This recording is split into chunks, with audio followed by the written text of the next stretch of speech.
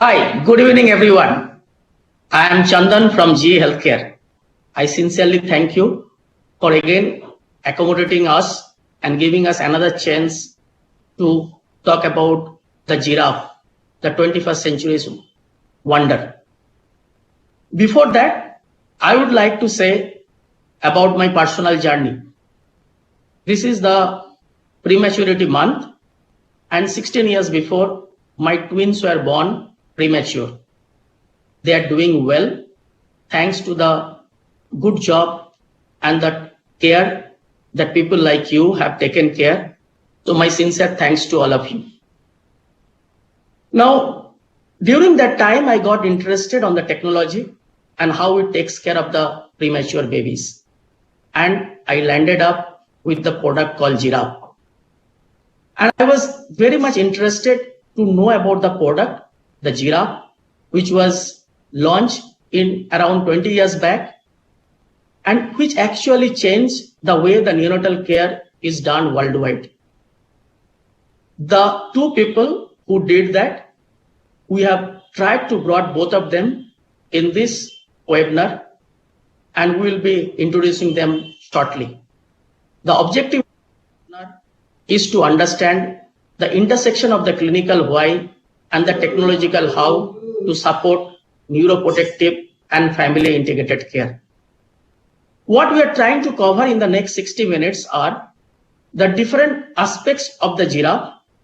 When you talk about the giraffe, the mindful design which has done for this medical equipment, why we call it giraffe, the neurodevelopmental care will be focusing on touch, light and sound and how it is relevant for the developmental care.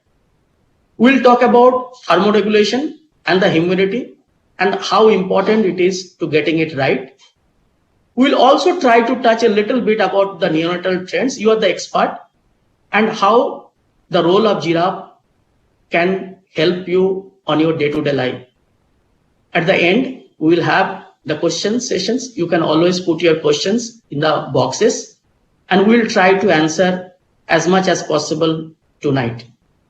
With this, I would like to introduce the speaker for tonight. The first one, I would like to introduce Steve Falk. Steve is the chief engineer in GE Healthcare. He has over 30 years experience. He is a master's in engineer and he has many patents. Over 50 patents Steve is having for different technologies. He has invented the giraffe. He is the main brain behind the giraffe.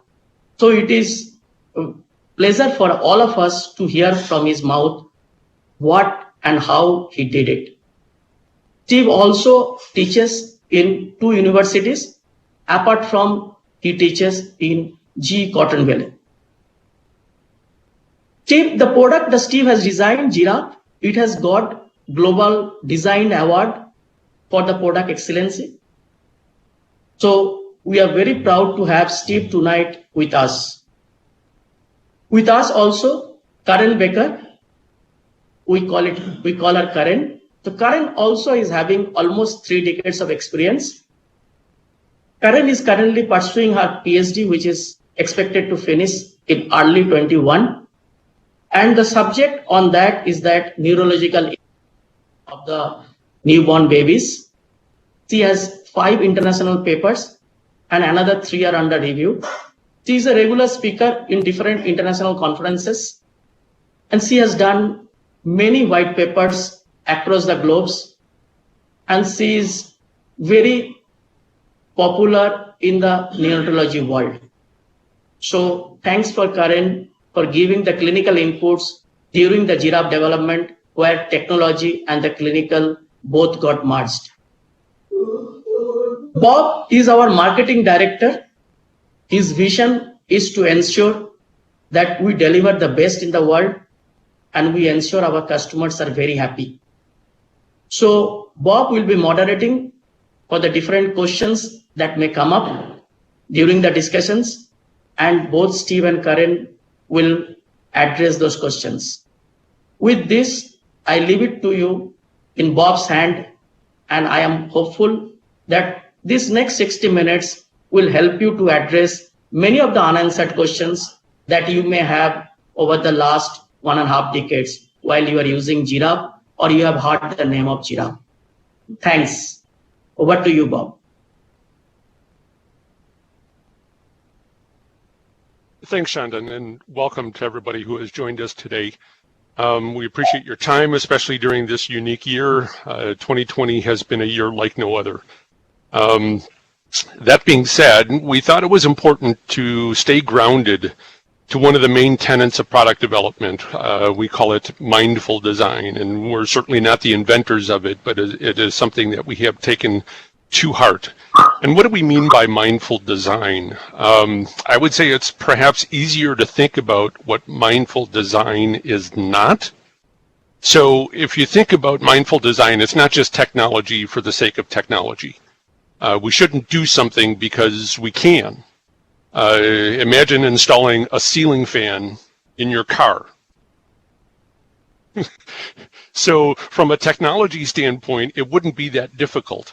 And on a hot summer day, a second fan to kind of move the air around your vehicle might actually be appreciated.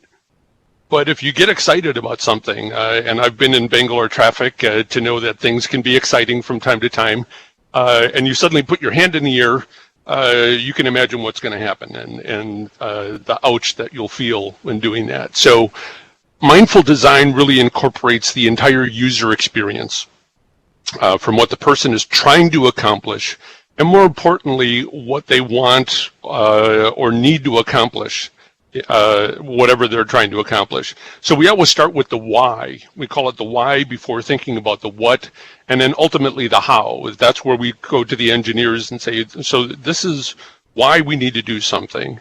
This is what we're trying to accomplish. How can we deliver that for our customers? So we spend lots of time interviewing doctors, nurses, parents, biomeds, cleaning staff, anybody and everyone that's going to interact with the device to learn about what their needs are. And we also spend time watching them do their work and the environment where they do it to understand not just what happens with the incubator or the warmer, but with all of the other equipment, the room, the NICU, the IV pumps, the ventilators, everything around our beds, and any other areas of the hospital that the bed's going to go. So, for example, if a baby gets transferred to imaging, needs to get a CT or an X-ray or something. So it's only through these efforts that our team can truly understand how to design a bed that will meet the needs of all of these different stakeholders and people. We have to account for clinical, operational, and financial factors in our product design, but for us, it really starts with the clinical. So what we'd like to do is dig into a few of the design considerations for the Giraffe Omni bed that are just as true today as they were when the bed was first designed about 20 years ago. So let's get right to it. Let's start with an easy topic. Why giraffe? Why did we call it Giraffe? Steve, what's your answer to that? Thanks, Bob, for the question. So the Giraffe name was really started as the program or project name. It wasn't thought of at the time to be the brand. It was just the project name. And we chose Giraffe because if you look at the animal kingdom, the giraffe tends to care for its young on the long side, meaning it's several years, and ratiometrically, it's one of the longest as far as caring for their young before they let the young out in the wild. It also has a tremendous amount of vision. So with a very small turn of its head, it can see almost 360 degrees as far as vision. And it also is very soft-spoken. It doesn't make, except for some little bit of grunting, it doesn't really make any noise. And so we thought that was actually quite apropos for having that as a project name, thinking about what we were trying to do, which was the developmental care with sight and with sound and with care.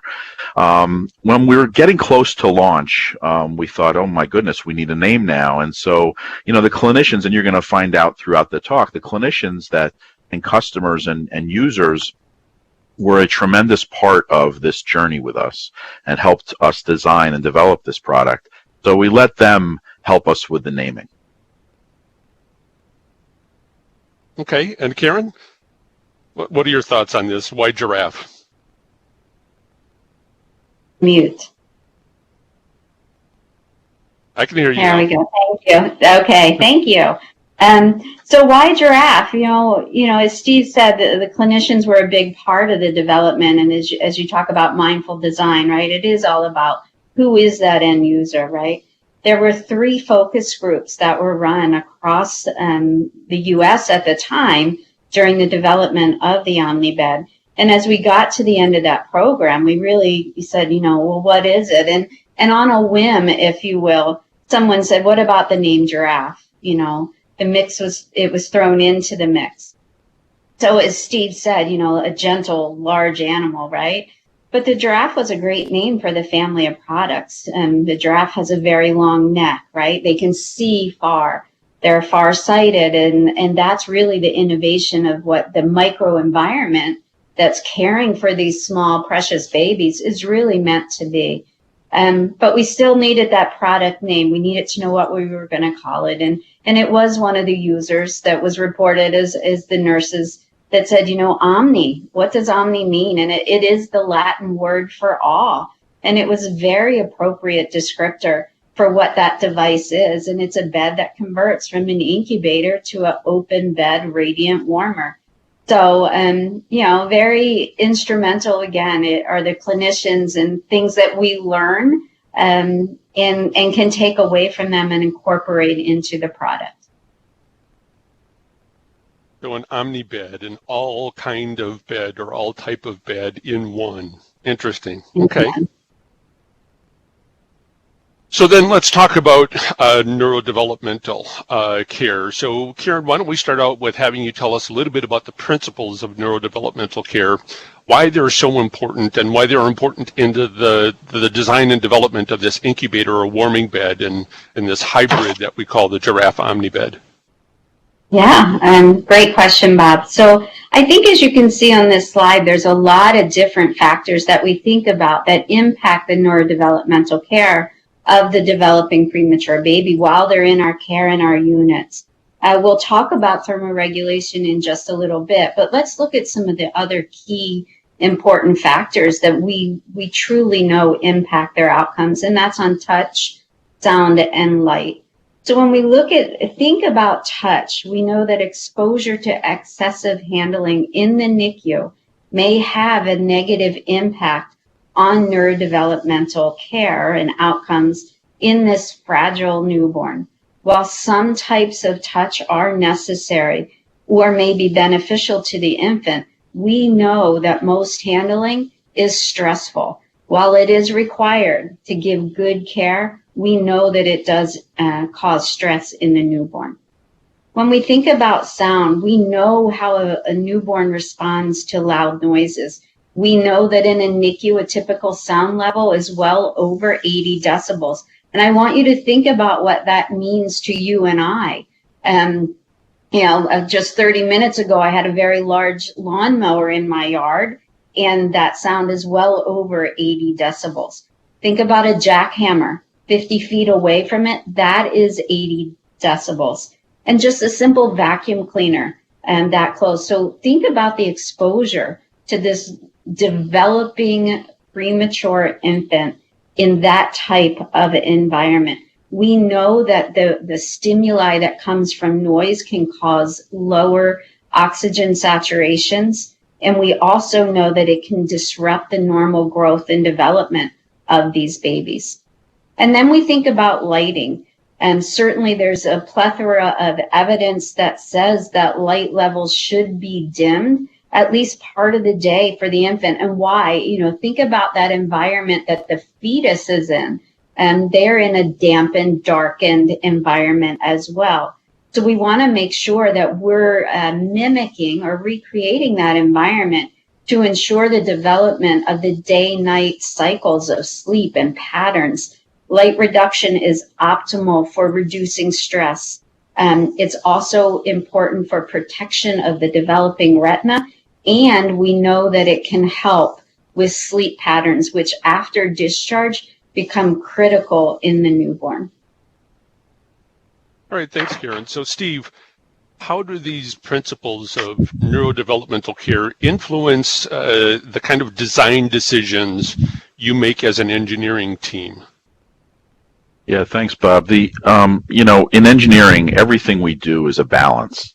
It's trying to find an optimum. As you try to make one particular parameter, feature, or effect better, it tends to make another effect or another feature or another parameter maybe slightly worse. So it's always a balance that we try to do. So let me give you an example. On the sound side, so we want to keep the sound as low as we can, and we originally had a fan that was around 45 to 46 decibels, and we always wanted to reduce that and try to get that lower and lower, knowing that in developmental care the fan or the noise inside the incubator is a huge challenge. And as we're trying to get that lower and lower, it's the idea is I need to move air to keep a thermal time constant. I need my thermal response. I need when portholes open or when the baby just needs more air or more temperature, we got to increase the airflow. And so I need to find an airflow that's meaningful thermally, but is slow enough or low enough that it can reduce sound. And so we're constantly looking at improving that and kind of playing that balance. And so an improvement on the fan that we had done got it down to about 41 decibels. And, you think 45 to 41, it doesn't sound like much, but I'll remind everybody that that's a logarithmic scale. So 3 decibels actually is half power. So when you start thinking about what does your ear hear and perceive, and the number of decibels going from 45 to 41 is huge. And how did that fan design allow me to move less air and run slower, and at the same time keep my thermal response? Okay. So let's look at a few of these different design elements of the Giraffe OmniBed and see what that means actually in practice. I mean, you talked about the fan, but what else did we look at? So thinking about touch, Kieran, you talked about touch and the importance of it. So what do we know about touch when it comes to a premature infant? So premature infants are touched frequently, and the data will tell you that's between 8 and 11 painful procedures per day. And certainly that changes as the baby stabilizes, but 8 to 11 painful procedures per day. And we know that in the first 7 days of life, there's typically 14 procedures done per infant. So we know through the research again that both positive and negative consequences to touch do occur. We know that not all touch is bad, right? We want those positive interactions. Think about a mom or a dad that we know the importance of kangaroo care. We need that positive stroking for the baby. But often the required care that is necessary involves touching that imposes that as negative stressors. So think about just simply checking an IV site or placing a catheter for long-term IV therapy. A simple heel stick, one of the most common and frequently done procedures that many of us say, well, we'll just slip in and we'll do it. But the number of times that a baby's heel is pricked and the pain that causes. And we certainly know that through our observations that if you have to move the baby out of the position, right, move them towards you, that this really caused difficulty.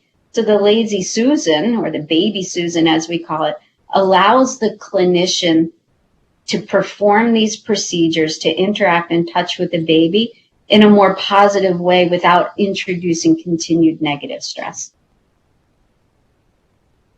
So Steve, knowing that negative touch was a bad thing and that babies often had to be moved, how did you deal with that from an engineering standpoint? Yeah, this is thanks, Bob. This is a hard problem back then. People come up to us or to me and say, hey, I saw that baby Susan basically in the center of a big table in a Chinese restaurant, and that's where you got this idea. And I always laugh when I hear that, but really what happened was most of the beginning of how we started thinking about how to develop this bed, we did a lot of observational research. We went out there and just sat in the corner and watched people in the NICU for hours and hours and hours. And it was interesting to us to see how, the clinicians were moving the baby. So for a lot of the procedures Karen just mentioned, take, for instance, they have to reintubate the baby. I have to move the baby from sort of a north-south view to an east-west view as far as being able to get to the baby's face, and how they sort of took the baby kind of from where they were lying to sort of this new position. It was interesting to watch the baby kind of respond to that. And interestingly enough, there were, it wasn't a fun scene to watch, as you can imagine. So it made us start thinking about how can we get the baby maybe in that position better without all that stress. And then came the Chinese restaurant idea. So we said, let's rotate that mattress. What does that do? That affects, the shape of the mattress. People wonder why our shape is like that oval shape. A rectangular mattress, so you have to have clearance. And then it's funny, that drives all sorts of things, including how to make a scale that's in an oval shape, and it just sort of blossoms from there. But the idea was to have minimal touch, and the only touch is the actual procedure itself. Okay, so great example of what are we trying to do and why are we trying to do it, and then figuring out from an engineering standpoint how to actually make that work. And again, you mentioned the trade-offs that have to happen there. So let's talk a little bit about sensory stimulation, and since touch and sound and light are important principles of neurodevelopmental care, what other things did you have to think about when designing the OmniBed? Karen, what did you have to take into account? Well, I want you to imagine, you're asleep in a nice darkened room, middle of the night, and then you're suddenly awoken by either an alarm or somebody turning on a light quickly. You know what your reaction is. I want you to imagine that in a NICU now, or when it's very dark and an alarm goes off. What happens to a baby that constantly is exposed to these interruptions? We know as a fetus that these babies require 18 hours of 24 hours of sleep just for their normal growth and development. So constant overstimulation. If someone is turning on a light, if somebody is creating a loud noise from an environment that is dampened or darkened, the startle or the reaction and the stimulation that happens, again, impacts those negative consequences to the baby. You'll see the desaturations, you'll see the bradycardia, you'll see a simple color change in the babies just in terms of their reaction to a bright light coming on in a darkened environment.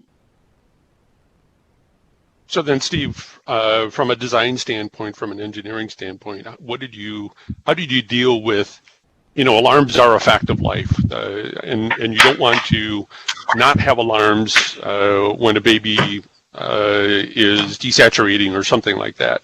So what did you do?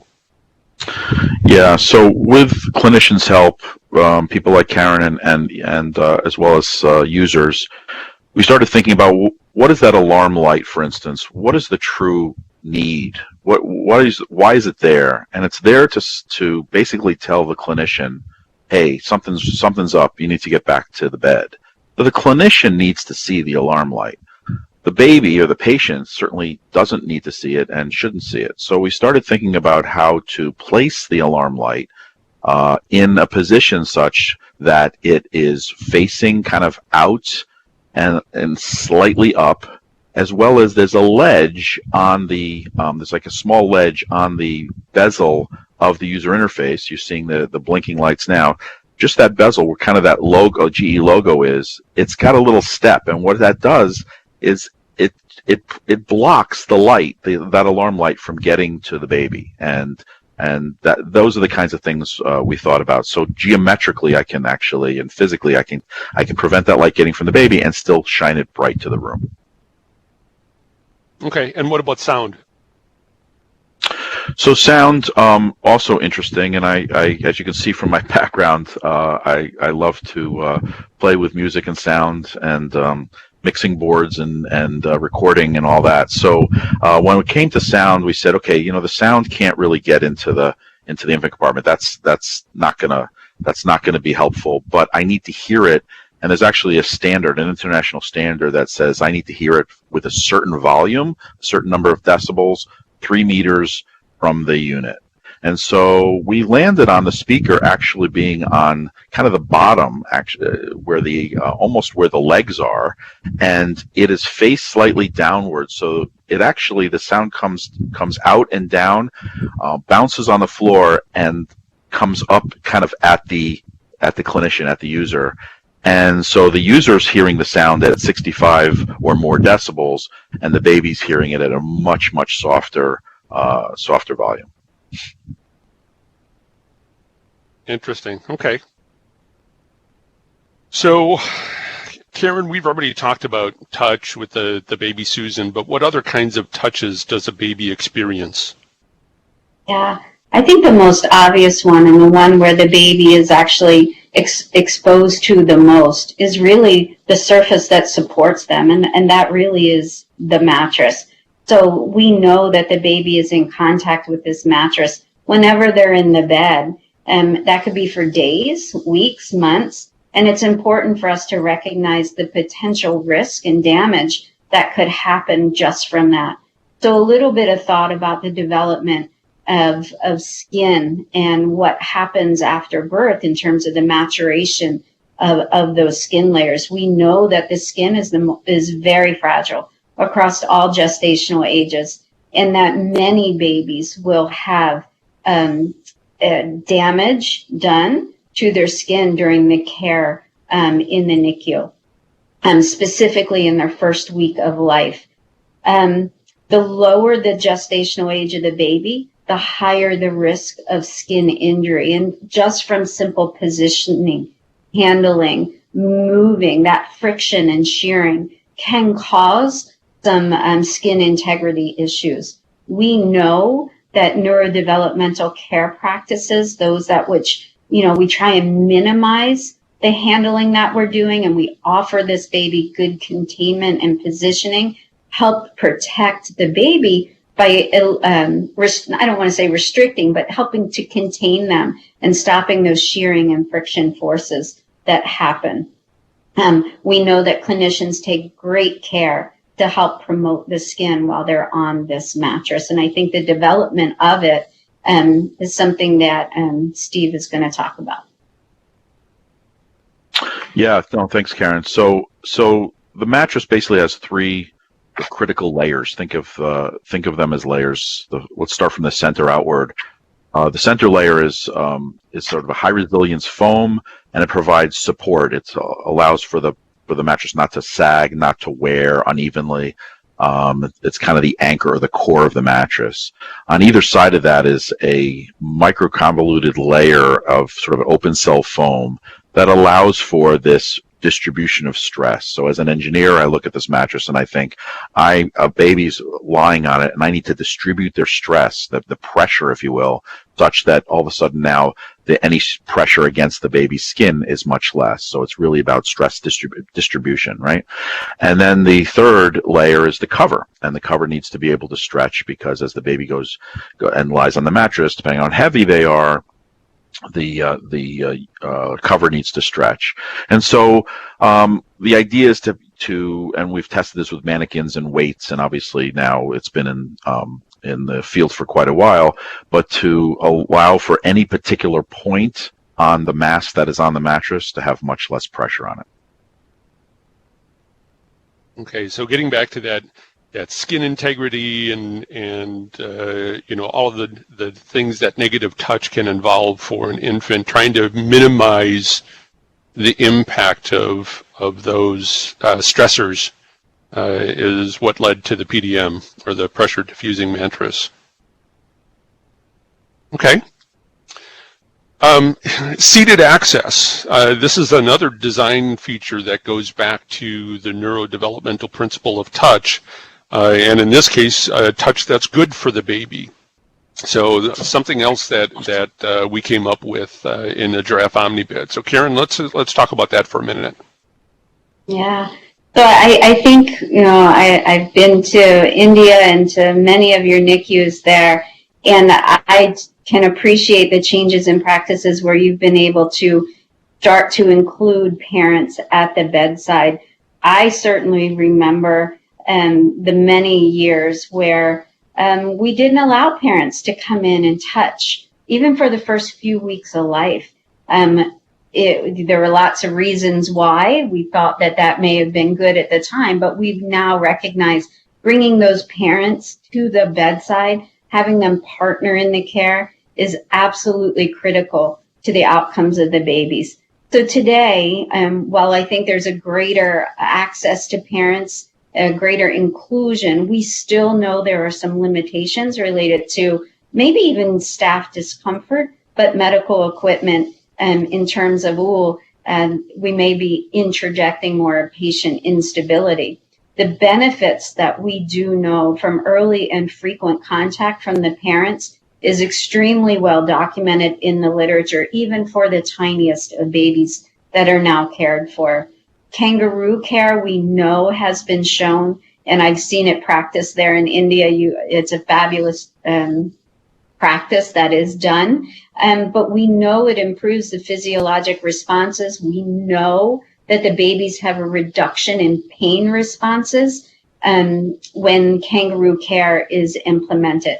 The benefits have been shown across all gestational ages, as well as across all different diseases and illness states. So kangaroo care was introduced, nearly the same time as the Giraffe Omnibed, believe it or not. And as we started to talk about these neurodevelopmental, known then as developmental care practices, we know that it has been extremely well adopted now, again, as part of a standard care practice that not only promotes the baby's growth, but significantly impacts the parent bonding. Benefits to moms have been absolutely observed, as we know that we can measure a reduction in stress, and that we can do that through hormone levels, just sheer physiologic monitoring in the mom. But we also know there's an increase in lactation, which breast milk is critically important to the development of these babies and their growth. So having mom have a positive benefit with lactation, just again from this kangaroo care and this bonding experience, is important. So recognizing that we know that not all babies can be taken out of their incubator, we know that it's important to find those ways for parents to have positive parental contact with their babies, even if the baby can't come out. Yeah, So Karen, Steve, thinking about that, go. Yeah, Go ahead, I just Steve. wanted to add. Yeah, thank you. So when we talked about it before, we spent a lot of time with users, clinicians, physicians, nurses, even biomedical engineers. We also spent a little bit of time with parents, and it was interesting to talk to parents where both the baby had graduated the NICU as well as maybe didn't, and they had some great experiences to share. One of which was this mom said, I had a C-section and I was in a wheelchair. I couldn't stand up. I couldn't even get out of the wheelchair, really, or bed. But I really wanted to see my baby and bond and potentially nurse and do everything that everybody else gets to do that has a natural birth. And that baby was too high. It just doesn't, the bed doesn't lower enough. And so we went back to the office and said, there's a couple things that drives. One is we got to make the incubator bed go lower than any other bed on the market at that point. And we did that. Then what comes up says, okay, now I need to be able to, and you can see it in the picture here, I need to be able to take the door off. So you're seeing what we call the east door off, and literally through a button, you can take that off. And you hit the air boost button, and it puts an air curtain, which is sort of a higher flow of air, through the through the walls and through that gap such that we can keep the baby as warm as we can with an open door. And then you can move the drawer out of the way, and you can literally get a wheelchair or a chair in that space. What was probably the most interesting and learning for us, and probably took us the most amount of time in the spirit of technology development, was, as you can see, the bed itself.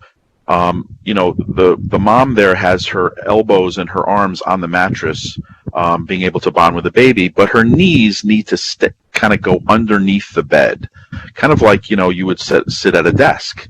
And so it drove us to say, we need to put our fan, our heater, our heat sink, all of our ducting, everything that drives convective heat flow in an incubator, to be in a thin enough platform so that I can go from elbow to knee with sort of a human factors ergonomic way, and that actually kind of jamming all that convective heat parts and that heat design into such a thin platform, honestly, was the magic sauce we had to go find and develop, and the magic sauce today.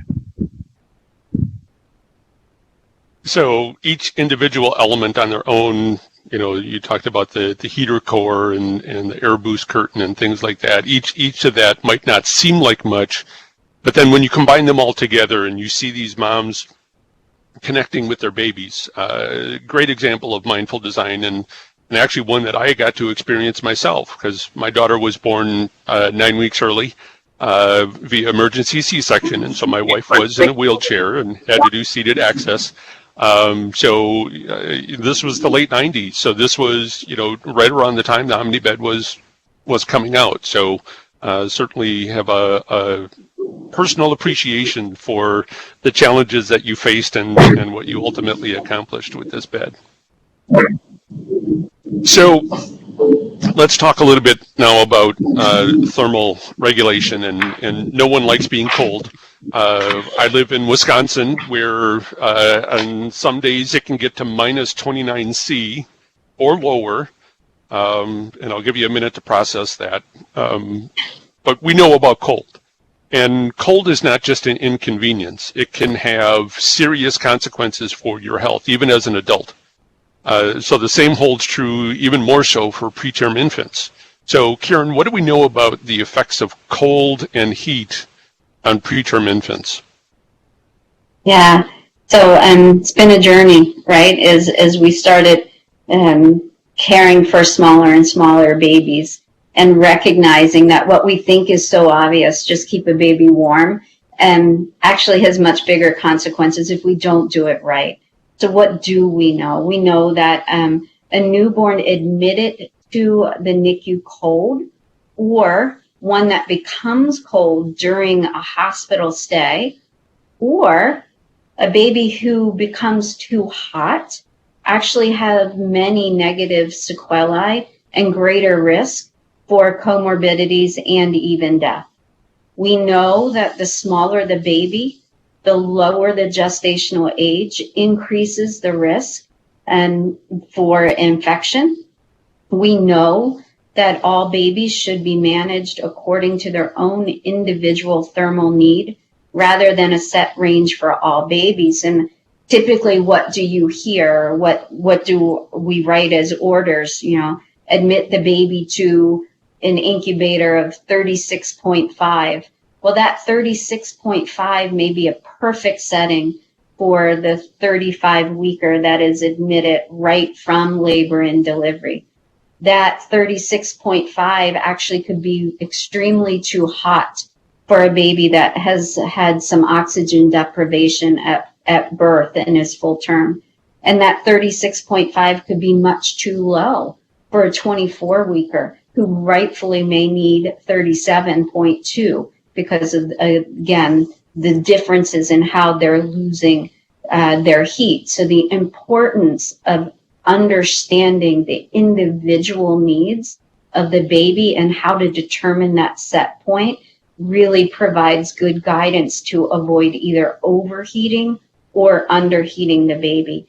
And lastly, we know that as babies grow and recover from their illness, caregivers must continually attend to the thermal environment and really appreciate the changes that are experienced by the baby and follow those trends as you consider weaning them from a skin temperature to an air temperature mode, or weaning them from an air-controlled incubator to a crib. And then how do you monitor them to know if that weaning was successful, or are they spending too much energy over the next 48 hours, which sometimes, unfortunately, they're already at home, and the babies are now failure to thrive. They stop eating, and then they get readmitted because of presumed perhaps infection, when really this cascade of negative consequences actually happened because they weren't able to maintain their temperature.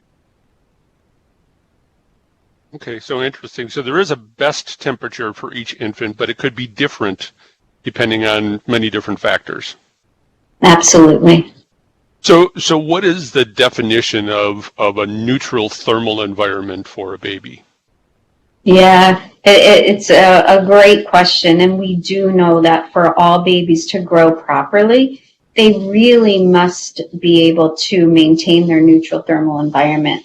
And it's a simple definition of the air temperature range in which how the baby loses heat and then how they balance that with heat production is balanced. And what we look at is a range of environmental temperatures in which that newborn is able to maintain their core temperature with minimal consumption of oxygen and minimal consumption of their calories. We want to make sure that the calories that they take in are used for growth and not for having to create energy to maintain their temperature. The environmental air temperature that is required to meet a baby's NTE, or neutral thermal environment, is really dependent on the infant's weight, their gestational age at birth, but then also their post-conceptual age. So how many days since birth are they? Because as they stabilize, as their illness recovers, as they gain more weight and are taking in more calories, their needs will change. So as you had said, in reality, every baby has their own individualized neutral thermal environment. So what is normal for one baby is not normal for another baby. Okay, so Steve, what kind of factors do you need to account for when engineering a combination incubator and warmer bed, like the Giraffe Omni bed, in order to provide that neutral thermal environment that is individualized to each patient? Thanks, Bob. I love this topic of conversation, and I think we should take the next 5 hours to actually discuss this in detail. No, let me just summarize here, because this is a hugely deep topic. But there are 4 types of partitioning the heat, of losing or gaining energy for a human. There's radiative or radiant, and that radiant energy is basically yourself to a cold window, or people think of the sun that radiates down. It's basically solid to solid, and it's actually driven by a temperature difference to the 4th power, so it's very strong. And so in an incubator, it's basically the baby either gaining or losing to the walls. That's the next solid it sees through air. Conductive is obviously the touching. So the baby's on the mattress, it conducts heat to the mattress, or vice versa. Convective is about airflow, and it's actually also a very strong way of partitioning heat, or losing or gaining heat. So the air conditioning in a building. For the incubator, it's the flow we talked about just previously, which is that convective airflow, that fan that's moving warm air. And then there's evaporative. Physicians talk about transepidermal water loss. I know that babies struggle with that with respect to electrolyte balance and fluid balance, but it's also a thermal thing. Babies will cool as they lose water through their skin. So we have to take all that as a balance as we start thinking about how to thermally regulate and how to control the environment with the with the incubator. And I just want to, some of these are very interesting facts that we learned throughout the way. So evaporation accounts for 60% of all heat loss for preterm babies. And as the baby is younger and younger, or less and less gestational age, that gets even worse, not worse, but like higher and higher. Radiation is the leading cause of heat loss in term infants. This is about surface to mass ratio, and it's about the maturity of the skin, honestly. And then convection is the second major component in both terms and preterms. Conduction is actually quite small, and that's why we're really concentrating on the convective warming, the radiant warming, and obviously trying to reduce or minimize evaporative heat loss. So those are a lot of things to account for, whether you're designing a warmer or an incubator, and in this case you're trying to develop a combination that does both of those. So what did you end up doing? Yeah, so you can see this page is an interesting page. You can see the yellow arrows. The airflow goes from the fan, which you can see in the top left-hand corner, which draws air throughout that heat sink, which is that black, it looks like a bow tie. There are fins on that part, and so we're drawing air over that heat sink, which is quite warm, and it basically exits the air up the sides, the east and west side, where you see those 4 arrows on each side coming up and into the infant compartment. Those actually pass through what we call double walls. And so the air doesn't go immediately into the infant compartment where the baby is. It goes up these walls. There are many reasons for that, but one of which is I need to warm that wall, because as that wall gets warmer, the baby will lose less heat radiantly. So the baby, remember, the baby's is looking at what all the solid surfaces around it, and as the wall gets warmer, it's going to lose less radiantly, which means then maybe I don't need as much convective energy to keep the baby warm. So that balance is huge, and as well as when we start thinking about that airflow, we want uniform air or thermals across the bed, and we want obviously a closed bed minimizes the evaporative heat loss. So the idea is of getting that balance throughout this airflow.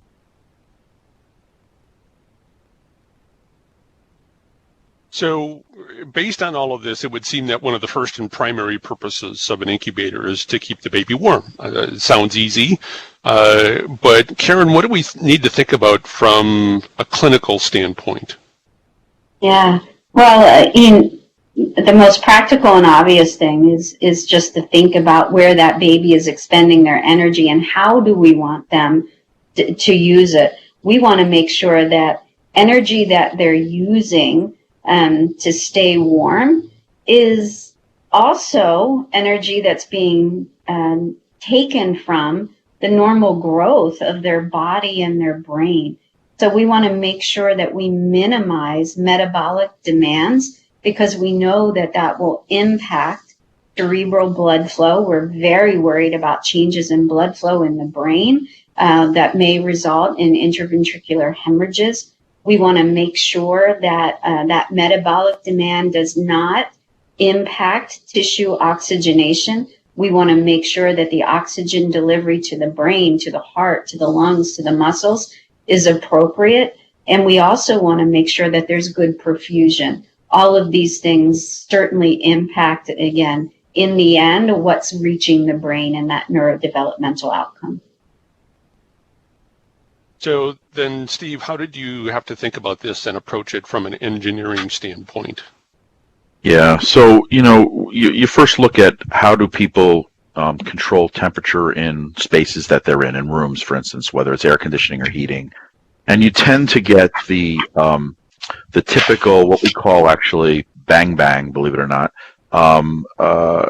algorithms like rooms have. So, for instance, if you set the thermostat in your room, when the temperature in the room gets a little lower than their set point, it turns the heat on. It's sort of a almost binary thing. The heat is on. And then as the room warms up and gets a little above set point, it turns the heat off. And you get this literally on, off, on, off. And what happens is, and you can see it here on the screen, you tend to get swings in air temperature. So they'll, especially when the room gets smaller and smaller, like an incubator, it'll oscillate in a very kind of almost wild way. I don't want to say wild like unpredictable, but it's kind of, the amplitudes are quite high.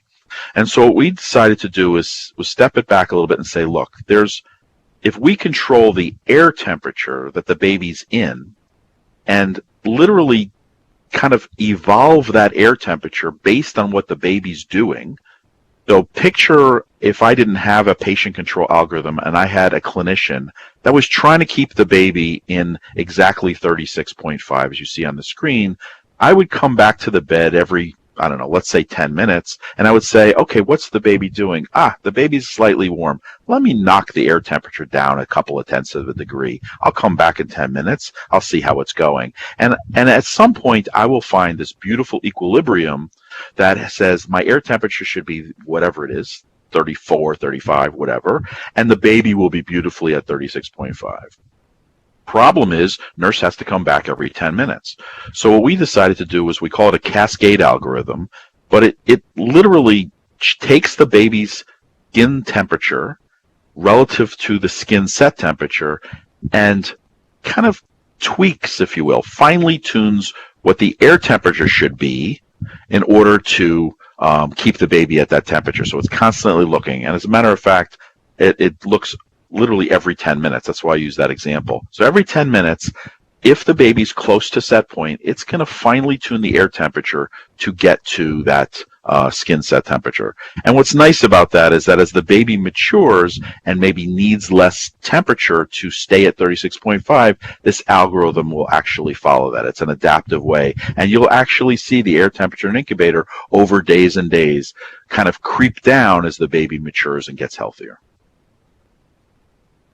So ultimately kind of shrinking the window of temperature swings and eliminating those highs and lows automatically, reducing the burden on the caregiver trying to chase a certain temperature and trying to automate that process for them. Yes. Awesome. So you have this bed that can provide a neutral thermal environment and this cascade control to fine-tune the temperature. So we have this other thing called comfort zone. So why did you go ahead and create that on top of cascade control? So Karen, from a clinical standpoint, why cascade control and comfort zone?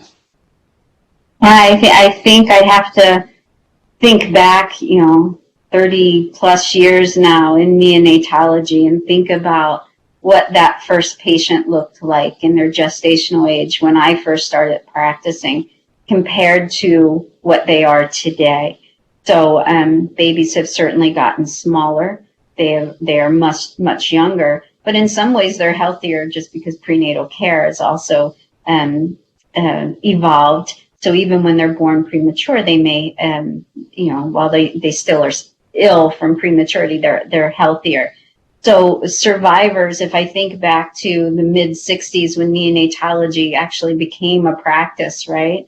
And these babies looked very different. And we think about the data that's available that started to show us that pay attention to thermals and you can impact mortality. These babies were actually typically 2.5 kilograms, cared for in a single diaper and with a t-shirt on. That's not necessarily the baby that we care for today when we think about, the smallest gestational age. So certainly part of our thought process with the Giraffe Care products was really to use the evidence that we had available and that continues to be developed today to incorporate that into our products and to really help those babies survive.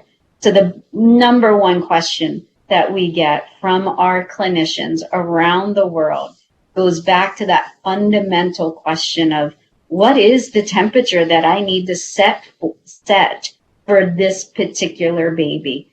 And that is a question that I know engineering put a lot of thought and effort into. So Steve, if you want to describe that a little bit.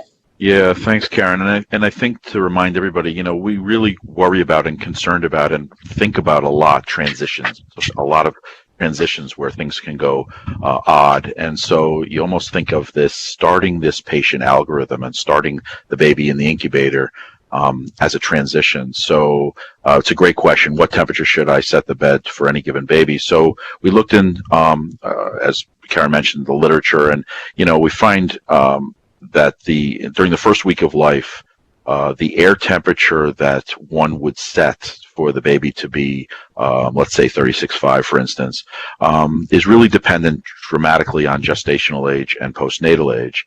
And after week 1, as the baby is maturing, it's really about postnatal age and weight. The gestational age is less relevant in the equation.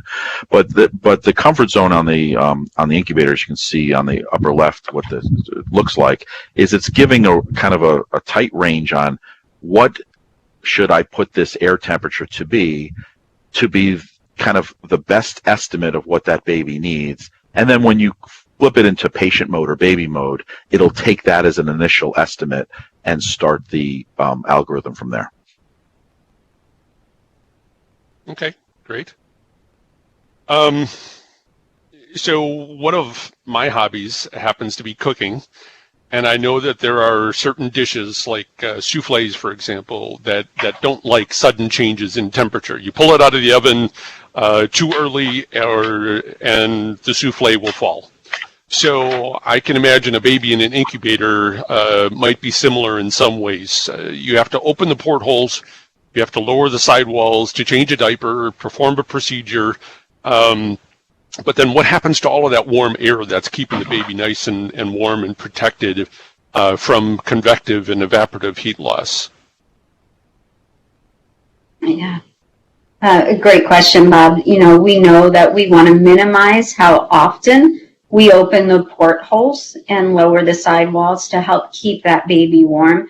But we also know that we need to take care of them. There are necessary times that we need to do basic assessment, basic comfort care, diapering, feeding, and the things that are required to take care of the baby.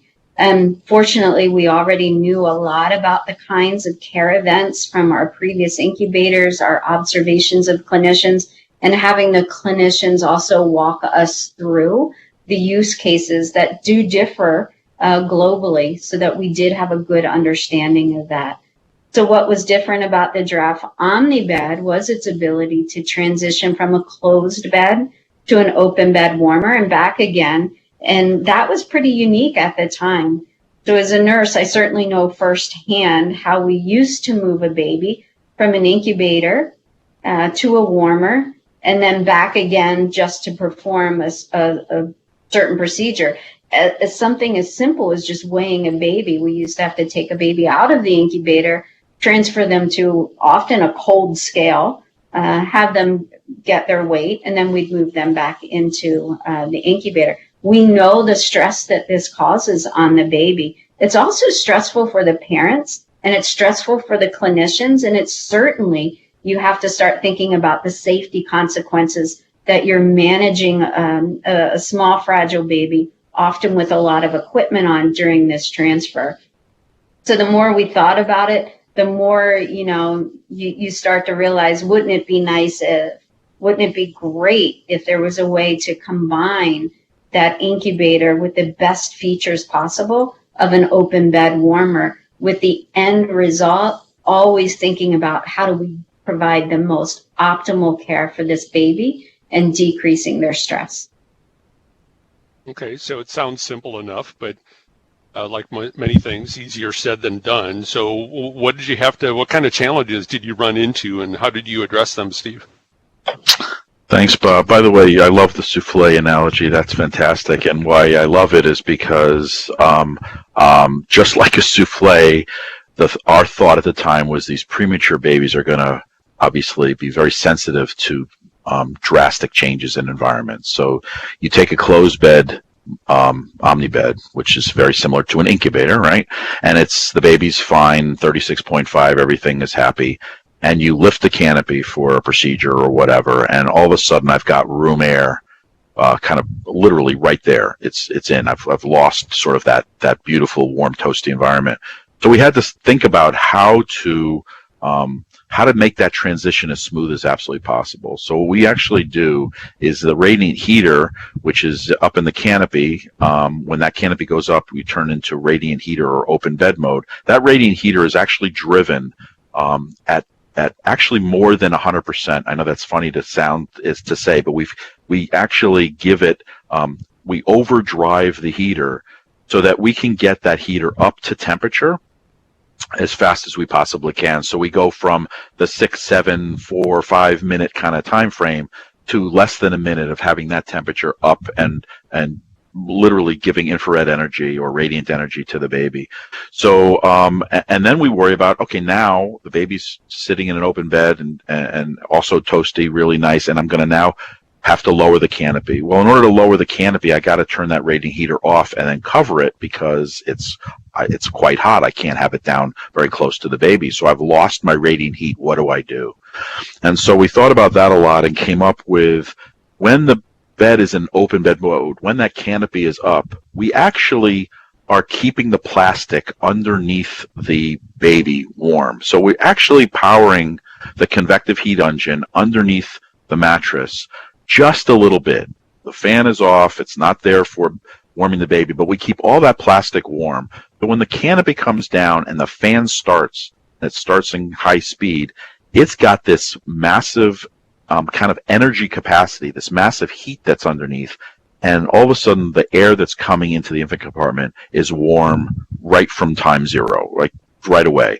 And so during the development of this bed, we actually did a bunch of studies, both at University of Tennessee in Knoxville and as well as Christiana Care Center in Newark, Delaware, and we did approximately 80 babies. And the idea was, what does this transition look like when it goes from closed to open and open to closed?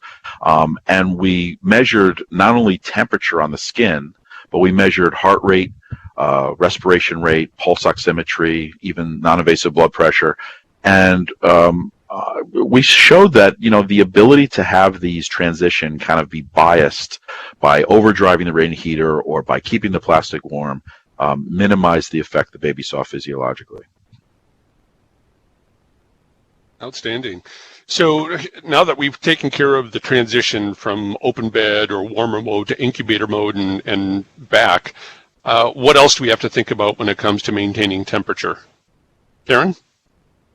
Yeah, it's all about protection, right? We've talked about how do we protect the sound, how do we protect the noise, but how do we protect that environment inside the incubator, that microenvironment, from losing heat so that that baby stays stable.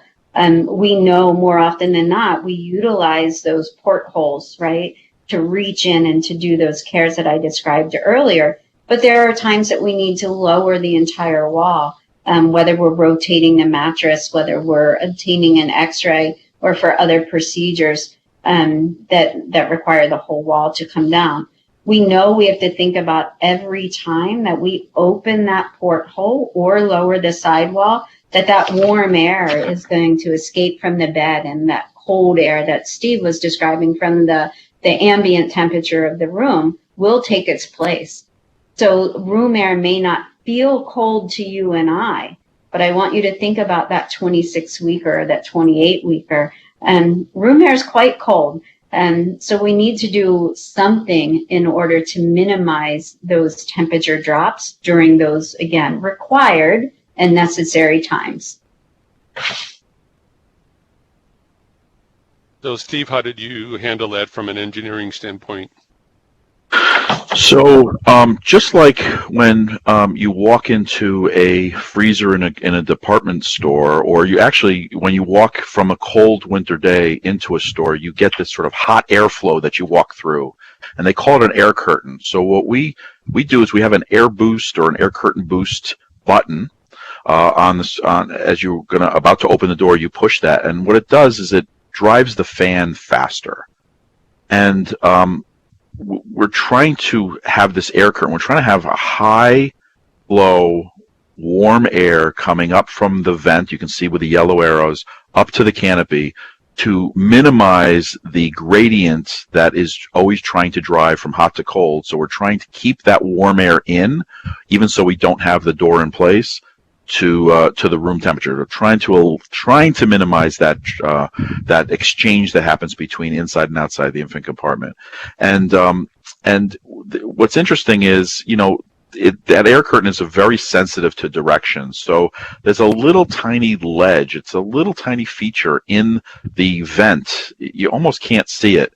And what it does is it kicks the air a little bit. So when the air comes up, it tries to kick it in. It bends the air slightly inward, just a couple of degrees inward, to ensure that the air curtain is captured by that canopy up there on the top versus just out to the room. Any air molecule that escapes and goes to the room has got to be displaced by something else, and that something else is room air. So not only do you get the nice warm air escaping, you get the cold room air coming in. So it was important for us to get that airstream direction correct.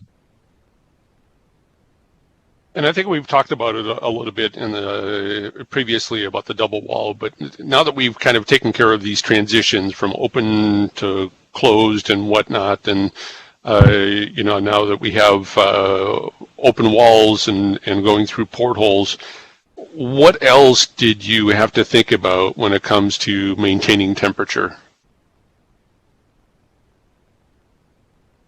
Steve? Yeah, sorry. So I was just trying to get off mute. So, we part of what we did was we used double walls on the east and west wall. So you can see here an analogy with the single pane window and the double pane window. But if we go into the incubator for a second and we say we got double walls and we're putting all of our warm air that's going into the infant compartment through those walls, what then happens? What kind of effects do we get? Number one, we get warmer walls, like we talked about. So I can reduce or minimize or decrease radiant heat loss from the baby to the wall. So that's great. Number two is I get a little bit of sound attenuation, actually, right? I've got sort of an air gap with two walls now that helps with a little sound attenuation from the outside. Number three, I can actually drive hotter air through those inner walls. So, for instance, think of an intervention. So that's either an open porthole or an open door. And I then close the door or the porthole. I need to make sure that I've got truly, I'm trying to recover from any thermal dip. So I need to get hot air in there. If I had only a single wall, I have to limit the temperature of the air coming up because I don't want the baby ever to put his arm or his leg kind of close to that vent, and you get this really hot air. It's not, we don't want to hurt anybody. So we have this double wall so they cannot touch the airflow, and now I can increase the temperature of that airflow and in essence, increase my recovery time from any intervention. Okay. So we know at lower gestational ages, the baby's skin hasn't fully developed, and I want to make sure that we leave enough time for some Q&A here, but what are the implications for neonates and what we can do about it? Darren? Yeah, it's critically important. We know that the lower the gestational age, the inverse relationship with skin maturity at birth. And a 24-weeker could take easily 21 days, as shown by the evidence, to help get that maturation of the skin equal to a full-term baby. That's not only important for evaporative water loss. 80% of this little 24-weeker's body is water, right? It's going to evaporate through that thin, dismature skin. But other things that we talked about, skin integrity earlier, as well as pain. Pain is critically important for us to pay attention to, and we can think through skin maturation, even for things like pain. So there's two things, it's not just about the integrity of the skin, but how do we protect that water loss? We know that there are strong recommendations in the evidence that does show two things. One, keep the ambient temperature at the right temperature, even from the moment of birth, 26°C or greater for these babies. Again, keep that temperature where it needs to be to help minimize that evaporative water loss. But the other thing is, what's the next step that you take? Typically, a full-term baby, we're going to dry them off all that amniotic fluid. Actually, it's quite the opposite for the smaller the baby. You actually don't want to do that. You want to place them in a polyethylene bag, a plastic bag, and certainly cover as much of their body as you can. If they're being assisted with a ventilator, go ahead and cover that head. If not, you need to make sure, obviously, to keep that face exposed. But we want to get them in a plastic bag early on. And it not only creates its own small microenvironment, it helps minimize those evaporative water losses. We don't want that air blowing over the baby's skin for any reason, because it will get them cold very quickly. So, and then once that baby is stable, and you're able to take out that plastic bag, often that incorporates the inclusion of getting the incubator humidity started and stabilized. So some controversy as to what is the right setting. I don't think, honestly, we can say what is the right setting just yet. But what we do know is the smaller the baby, especially those less than 32 weeks, they will need humidity. So typical recommendations are going to be somewhere in the range of 60 to 70% for a few days for a 32-weeker, all the way down to 85 to 90% for your 22 to 24-weeker. And again, you're going to gradually wean that off over the next several weeks as that skin matures. So, Steve, what about infection? I mean, shouldn't we be concerned about that when we use humidity in a closed environment like this? Yeah, it's a great question, and we get that a lot because incubators are warm, dark, moist environments. Is the perfect storm for a microorganism, right? So when we thought about the humidifier, and you're seeing a great schematic view of it here on the page, is the first thing to know is that we actually boil the water. We keep it in a very, very small container. So you can see that sort of tube going down into the reservoir, and there's a little bit of water in there, and we heat it to a point where there's true steam going into the infant compartment to ensure that there's no microorganisms that are sitting on water bubbles or something like that. So it's pure steam going in. The entry point is actually in the return path, so that steam then goes over the heat sink that we talked about and then out into the infant compartment. And there's no tubes to clean or anything like that. There's a pathway to go from the from that sort of boiler, that little heater, to the steam exhaust, and that has a natural ramp down to it.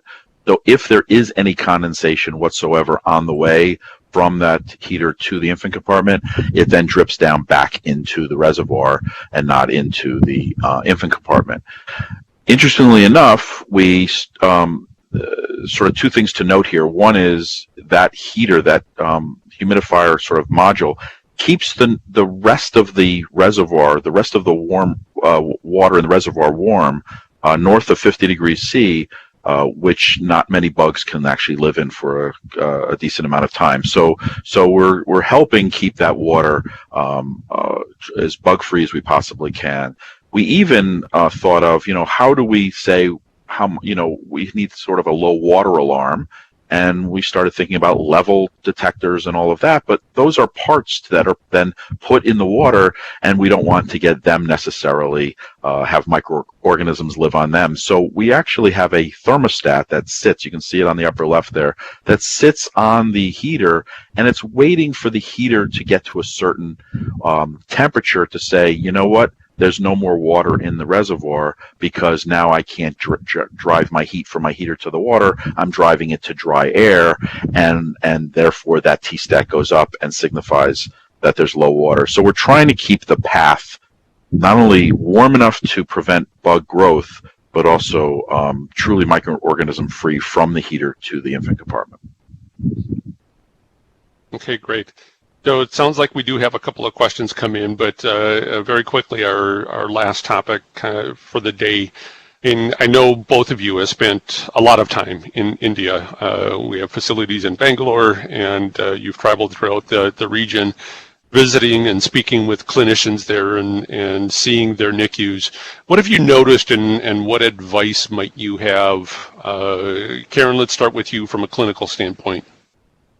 Yeah, I've enjoyed all my visits there. I learned so much from any NICU I'm in at any time, but certainly there in India as well. I think what I can appreciate over the years of visits are two things. Great attention to infection and lots of great questions about how do we almost use the bed as a way to protect our babies from infection. And certainly Steve described humidity, right? We've talked about the touch. We've talked about parent interaction and ways that these can be accomplished for the right reasons for the baby, but also by helping minimize the risk and concerns that you think about infection. So I think that's very important. And then I think is just, this is an area that care is evolving, right? Change is happening very fast. And I think that what I can appreciate again, and specifically even on return visits to India, is thinking about what I saw a year prior, right, and what I see now. And I think that has to do with a lot of openness and willingness to take on one thing and successfully implement that into your practice, adopt a change, understand the impact of that, and then move on to the next thing. Those would be my observations. Yeah, I agree, Karen. Yeah, I agree with everything you said. I love the openness to continue to improve the standard of care with not only equipment but just the thought of continuing on the developmental care journey.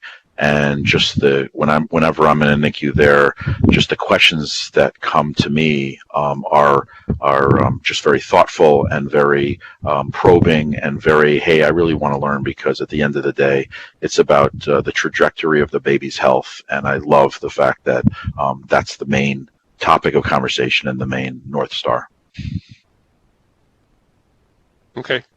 So, Shandon, I think you've been monitoring our Q&A that have been coming in. So what kind of questions do we have? Yeah. So first of all, I would like to thank for the 75 minutes. Very nicely you have covered some of those secrets. Even after handling this product for almost like 1.5 decades, I even didn't know. So I'm sure that all of them have been benefited with the details about the technology and the how they are going to benefit on the clinical part. Now there are a few questions, so I will go. Probably the first one is that in Giraffe we measure dual temperature. So this question is to address to Steve. So why do we measure dual temperature? And probably then Karen, you can add, is there any clinical benefits for that? Yeah, we actually put two temperatures in there, a dual temperature.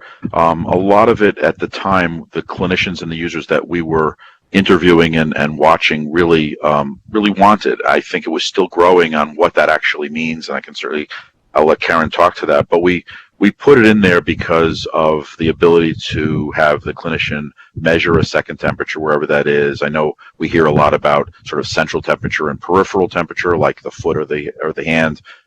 This is really just we gave the capability to let the clinician be able to measure just a second temperature. And speaking of, what's evolving around dual temperature, evidence is developing. It's early. It is pointing to an outcome to say, how are we determining the stability of the baby? And are there measures that, if we knew clinically, could be trended or identified earlier, could tell us that this baby is actually becoming ill before we can recognize that today by getting a CBC or a blood counter? Oh my goodness, the blood pressure has dropped. So one of the early indicators that continues to be investigated with dual temperature is that related to infection. Is there an opportunity to understand the difference between, for instance, an abdominal temperature and a foot temperature over a period of time that's giving you an early indication that you should start thinking, is this baby showing me an early sign of illness that I should be able to investigate? There's been large studies out of Spain.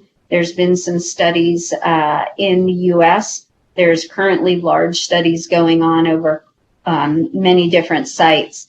So I think more evidence will come in terms of how we can utilize this potential parameter differently in the future and get more information out of the trending.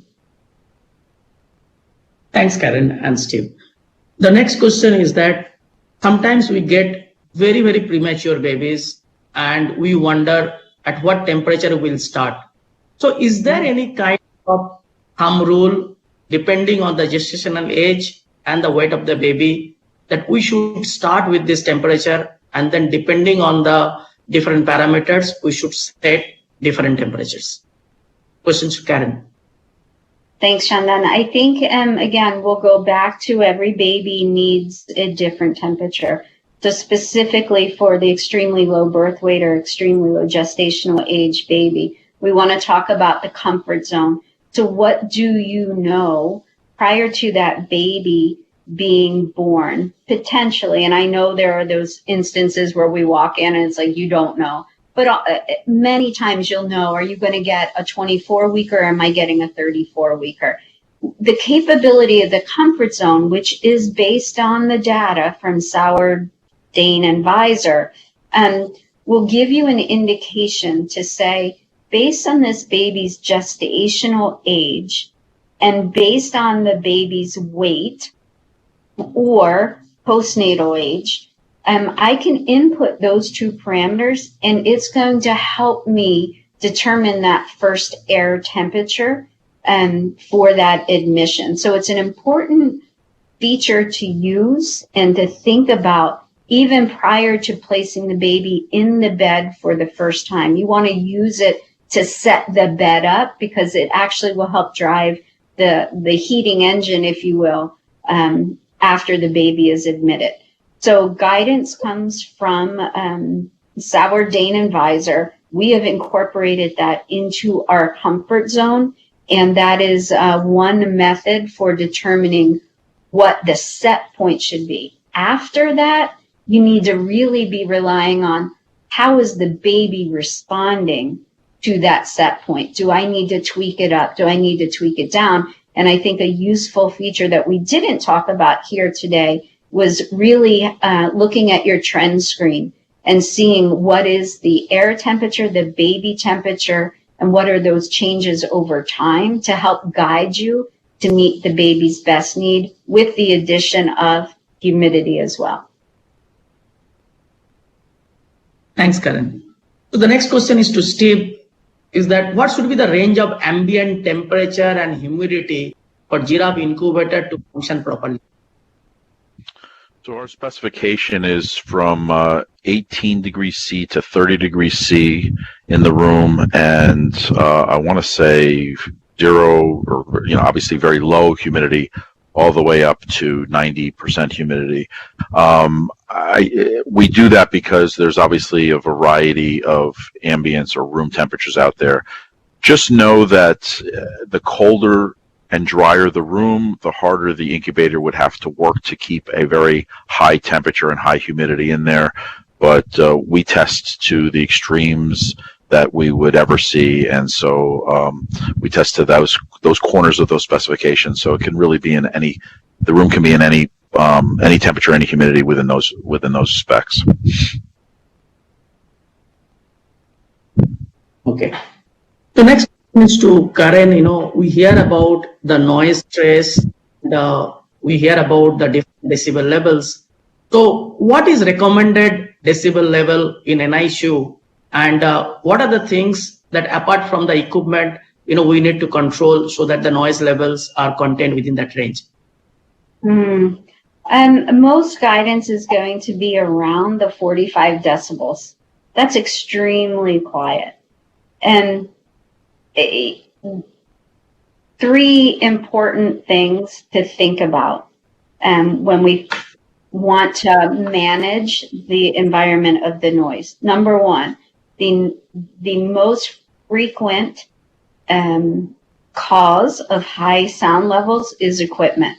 So you have to think about all the alarms, your pulse oximeter, your ventilator, incubators, warmers. These are necessary alarms, but do you have them set with the thresholds that are appropriate to get the response for your unit to meet the baby's needs? Not all alarms need to be at the highest sound level. You need to evaluate that for your unit, but we give you the capability for most alarms to adjust it. It can be high, it can be low. So understanding your design of your unit can help you minimize noise that way.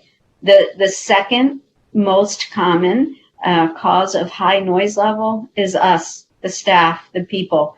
I usually say on Mondays, what do we talk about in the NICU, right? Oh, what did you do all weekend? And on Fridays, what are you going to talk about? What are you going to do on the weekend? So it's people. And often it takes good role modeling behavior to take those conversations away from the patient bedside. And is it something that really has to happen near the baby, or can you remove yourself even a couple feet away from the baby? So you have to think about the people noise. So equipment and noise are the two things we really have to consider. Thank you so much, Karen. The next question is to Steve, and this is regarding the temperature probe. So there are different technologies that's being used for the temperature probe, and there are discussions about thermocouple, thermistors, dual thermistors. So just wanted to know the different technologies and which one we use in Giraffe and why. Yeah. So we use what they call a negative temperature coefficient thermistor, but it is a thermistor. There's basically two reasons, major reasons why. Number one is it's time constant. It's quick. It generates a quick response based on temperature changes. And the second one is the fact that it's very accurate. So our probes are within plus or minus 0.1 degrees C. Thermocouples do not get that accurate. They're somewhere on the order of 0.3 to 0.5. You could get them more accurate, but you have to cold junction compensate, and you have to do all sorts of different calibrations. So the thermistor is pretty accurate. It's got a low drift, meaning it'll stay accurate for a long time. And we chose that as our temperature input. Thanks, Steve. The next one is from a doctor who is using Giraffe for almost 15 years now in multiple centers. And what he has written is, I have some ideas for the new incubator design, have electrochromatic covering, can be switched off or on to help the child sleep better, have a camera inside for the mother and nurse to have a look inside if the incubator is completely dark, have air suspension in the incubator so that when the child is moved from the delivery room to the NICU would cause less vibration, have a sound transmitter so that mother can keep talking to the child and baby gets to listen to mother's voice. So in continuation with this, what he has written, I would like to hear separately both from Karen and Steve, start with Steve, that what are the, future trends that you're seeing, and how do you think that the next, the technologies or clinical practices will evolve in this as we are progressing to take care of the more and more, very challenging or, I would say that very, very preterm babies, how we are going to make ourselves comfortable with that? Yeah, great question. Thanks, Chandan, and fantastic ideas. Maybe there's an engineer in that person yet here, so that's great ideas.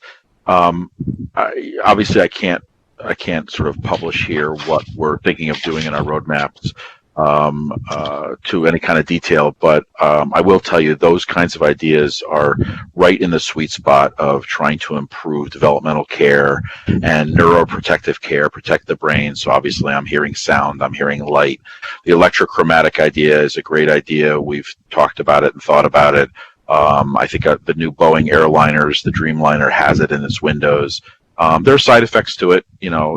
Is how cleanable is it? It only can go on glass instead of acrylic. like everything, there's a balance, like we talked about. So what sounds like a fantastic idea to actually implement is a little harder.